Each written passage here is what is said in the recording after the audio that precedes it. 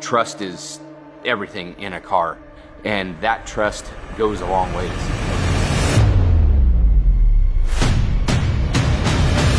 Who knows what our relationship will be like after. We may hate each other.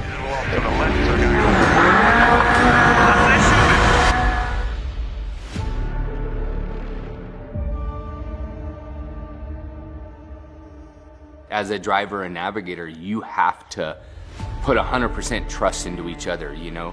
Whether it's me looking down at my road book, not looking at where we're going, and gonna trust Brock not to send us off the end of a dune or roll us over. And also Brock trusting me 100% that I'm calling out the notes and calling out the dangers. Let your wife drive and sit there and try to read a book without lifting your head up when you're in traffic. Like, it's hard. The navigation is a point really important on two wheels also, because you drive and you need to follow your roadbook to see where you go. It's important to have the good confidence in the car. We have to be confident with the driver and with the co-driver.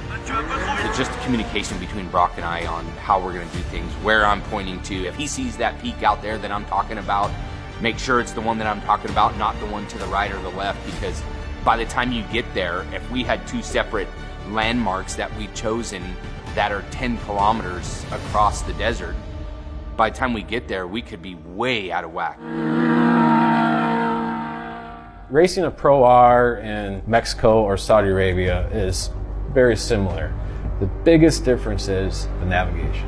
And so we've had a lot of emphasis with Brock and Max on training them on how to navigate, how to use the road book, and to ensure that they are feeling comfortable when they get into that seat on prologue on day one.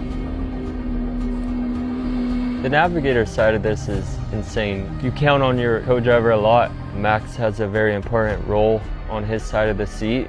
A navigator is an essential part of the car. In a rally, I'm the only one that knows where we're going, you know? There's no GPS in the vehicle, so the driver is basically blind.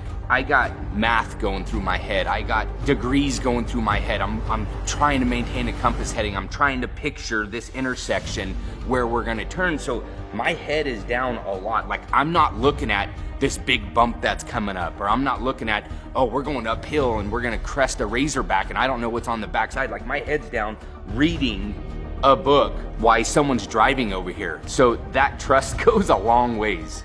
The role of a navigator during Dakar is to find all the waypoints, but it's not just that.